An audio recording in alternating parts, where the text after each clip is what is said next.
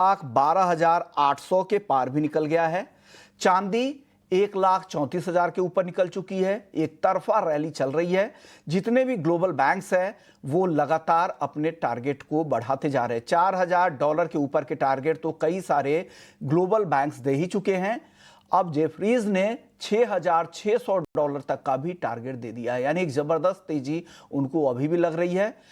उनके पोर्टफोलियो में रीबैलेंसिंग भी शुरू हो गई है। वो क्यों सुपर बुलिश हैं, आज यही जानते हैं। हमारे साथ 3 मेहमान हैं जो आज आपकी मदद करने वाले हैं।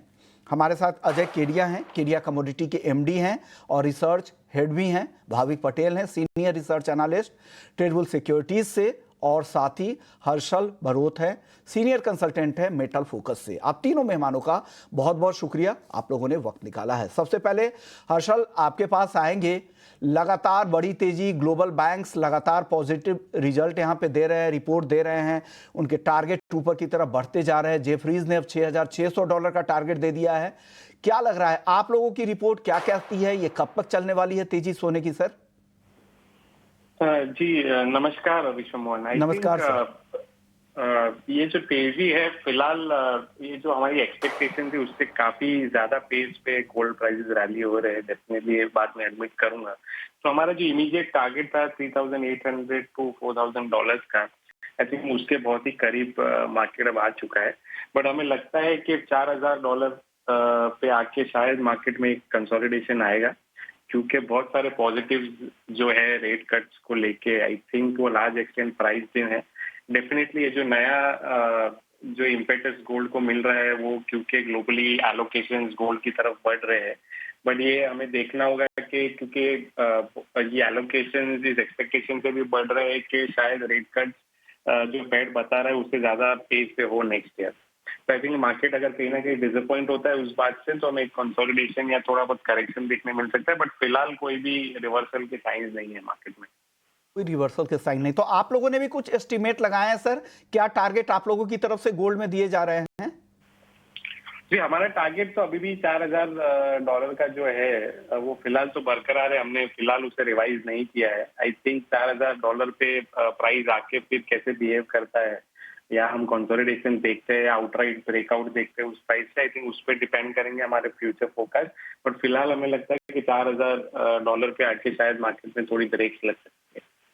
$4,000 आप लोग टारगेट दे रखे हैं। चांदी को लेकर आपका व्यू क्या है? चांदी तो काफी बुलिश नजर आ रही है, लगातार नए रिकॉर्ड बन रहे हैं घरेलू बाजार में, इंटरनेशनल मार्केट में भी कहा जा रहा है कि जल्द ही रिकॉर्ड टूट सकता है 2 से 3 महीने में। आप लोगों का नजरिया चांदी को लेकर क्या है? जी बिल्कुल। तो आई थिंक चांदी में हमारा नजरिया जो 3 साल के पर्सपेक्टिव से था वो डेफिनेटली हम देख रहे थे कि $48-50 भी आ सकता है चांदी। बट अगेन जैसे गोल्ड में चांदी में भी जो पेस है डेफिनेटली वो सरप्राइज किया है पेस ने हमें। बट चांदी में हमारा आउटलुक अभी भी बुलिश है। आई थिंक इमीडिएट बेसिस पे $45-46 पे शायद आके थोड़ा बहुत कंसोलिडेशन होगा। बट वी एक्सपेक्ट कि $50 जो है वो आई थिंक सबसे क्रूशियल होगा चांदी में ब्रेक करने के लिए। तो $50 तक मुझे मेजर कोई रुकावट आती हुई नहीं दिखती है चांदी। $50 तक आपको लग रहा है कि कोई रुकावट चांदी में नहीं दिख रही है? और चांदी पर ज़्यादातर एक्सपर्ट्स ये कह रहे हैं कि 2 से 3 महीने में इस तरह ये लेवल दिख सकते हैं। और कल हमने चांदी पर एक बड़ा शो भी किया था, वहाँ पर ज़्यादातर जो एक्सपर्ट्स थे उन्होंने 1,50,000 से 1,60,000 के टारगेट इसी साल के लिए दिए हैं। शुक्रिया हर्षल जी, आपने वक्त निकाला, हमारे दर्शकों को बताया और आप लोगों की रिपोर्ट क्या है वो भी हमसे शेयर की। चलिए आगे बढ़ते हैं, हमारे दोनों मेहमान बने हुए अजय जी से के पास चलते हैं। अजय जी, गोल्ड पर सबसे पहले बताइए आपकी राय अब क्या बन रही है? लगातार लोग यही पूछ रहे हैं कि गोल्ड उनके रीच से बाहर होता जा रहा है, लगातार बड़े भाव दिख रहे हैं। करेक्शन की बात, अब गिरावट आएगी, ड्यू है, लेकिन वो आ नहीं रहा है। अब कुछ लग रहा है कि कुछ गिरावट आएगी यहाँ पर, या इसी तरह से रैली चलती रहेगी? नमस्कार। नमस्ते सर। देखिए, सबसे पहले तो नवरात्रि की शुभकामनाएं आपको और सभी दर्शकों को। और ऐसे मौके पे अगर सोना बढ़ रहा है तो वैसे ही खुश होना चाहिए। हालांकि देखिए, एक इन्वेस्टमेंट अलग चीज होती है और ट्रेड अलग चीज होता है। इन्वेस्टमेंट के पॉइंट ऑफ व्यू से डेफिनेटली सोना चांदी अच्छा रिटर्न भी दिया है। पिछले 1 साल में 50% का रिटर्न हमने आते हुए देखा है। बट मुझे लगता है कि यस, जो पिछले 1 महीने में फेड की तरफ से जो अटकलें लगाई जा रही थी कि 0.25 का रेट कट आएगा, वो भी आ गया।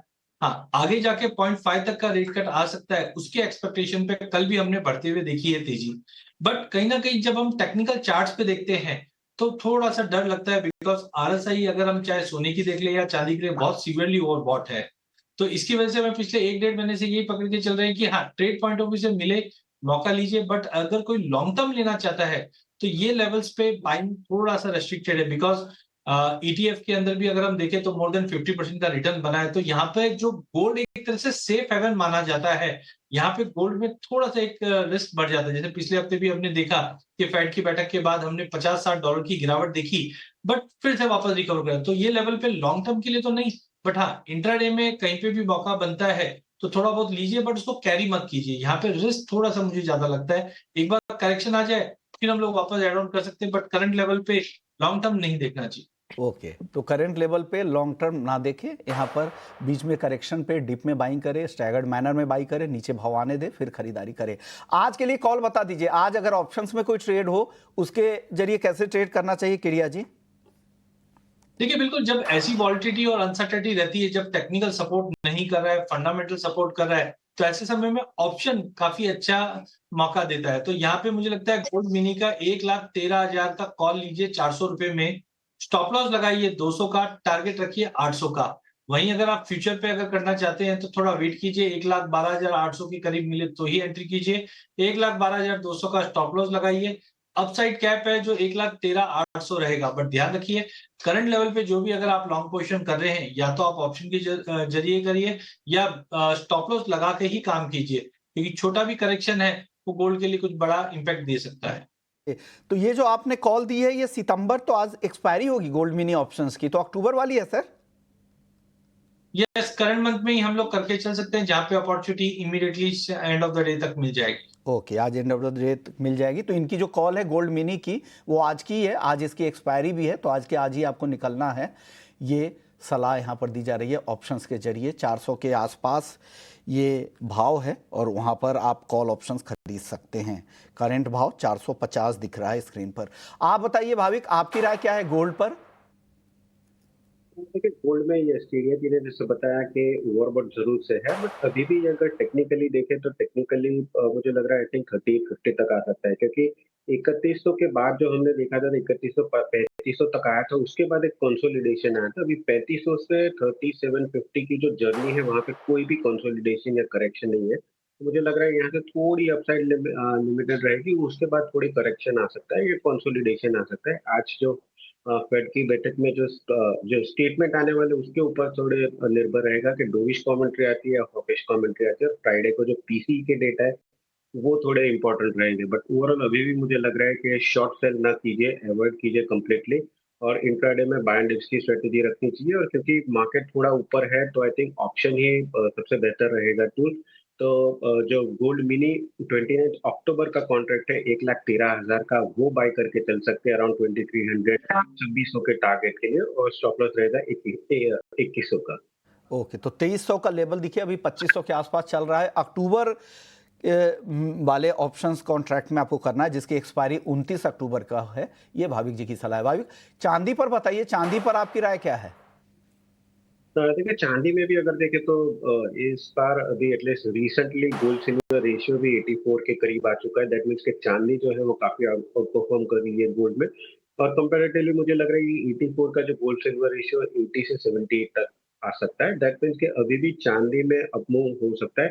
कॉमेक्स में मुझे लग रहा है जब तक $41 के नीचे नहीं आता है तब तक मुझे नहीं लग रहा है कि एटलीस्ट हम बोल सकते हैं कि टॉप बन चुका है। अभी भी मुझे लग रहा है कि कॉमेक्स में $45 है, वो कहीं ना कहीं एक बार टच हो सकते हैं।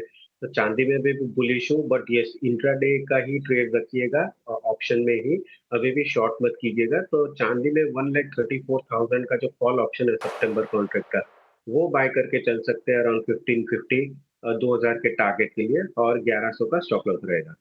तो चांदी पर भी ऑप्शंस के जरिए जाए, 1,34,000 के स्ट्राइक की कॉल खरीदे, 1550 का लेवल दिखे खरीदे, 2000 का टारगेट दे रहे हैं। चांदी पर आप क्या कहेंगे किरिया जी? देखिए, अगर चांदी की अगर बात करें तो एज कम्पेयर टू गोल्ड मैं काफी बुलिश हूँ। अभी भी चांदी में 1980 में हमने $50 देखा, 2011 में देखा, अभी तो दिल्ली बोल सकते हैं दूर है। हालांकि हमारा ये साल का जो टारगेट था वो 1,30,000 का था और इस वक्त प्राइजेस 1,34,000 के ऊपर आ चुका है। तो यहाँ पे करंटली थोड़ा सा मुनाफा बुकिंग की है हमने, जो भी हमारे क्लाइंट्स हैं उनको रिकमेंड किया है। करंट लेवल से आई डोंट थिंक के चढ़कर हमें पोजिशनली कुछ बाय करना चाहिए। हाँ, एक बार छोटा करेक्शन आ जाए प्राइजेस में 8-10% का, वो एक अच्छा मौका बनेगा जो फिर से रिवाइज टारगेट जल्द हम दिवाली पे लाएंगे। बट एज ऑफ नाउ मुझे लगता है कि वेरी शॉर्ट पीरियड की बात करें तो 1,44 1,45 के आसपास मिल जाए, लेकिन करंट लेवल से वेट एंड वॉच करना चाहिए। हाँ, इंटरडे के पॉइंट ऑफ व्यू से मुझे लगता है कि अभी भी मौका रह सकता है, जब तक की लेवल जैसे हमने देखा कल के सेशन में भी मार्केट ने ब्रेकआउट दिया है। तो आज ऑप्शन के जरिए आप 1,34,000 का कॉल खरीदीजिए, 1800 में 1300 का स्टॉप लॉस लगा लीजिए, 2600 तक का टारगेट रहेगा। और फ्यूचर में भी अगर हम बात करें तो यहाँ पे थोड़ा सा क्रिटिकल होता है, बिना स्टॉप लॉस के आपको काम नहीं करना चाहिए।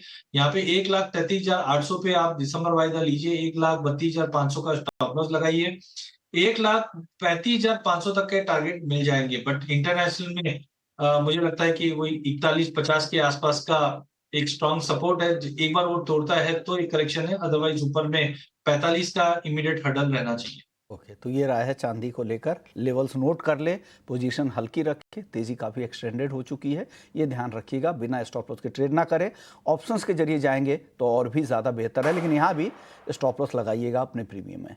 शुक्रिया। चलिए, वक्त है ब्रेक का। ब्रेक के बाद लौटेंगे तो हम क्रूड, मेटल्स और एग्री मार्केट की भी चाल समझेंगे और साथ ही हल्दी की ग्राउंड रिपोर्ट लेकर आएंगे, क्योंकि मराठवाड़ा के रीजन से ये खबर आ रही है कि वहाँ पर फसलों को काफ़ी नुकसान हुआ है। कितना कुछ नुकसान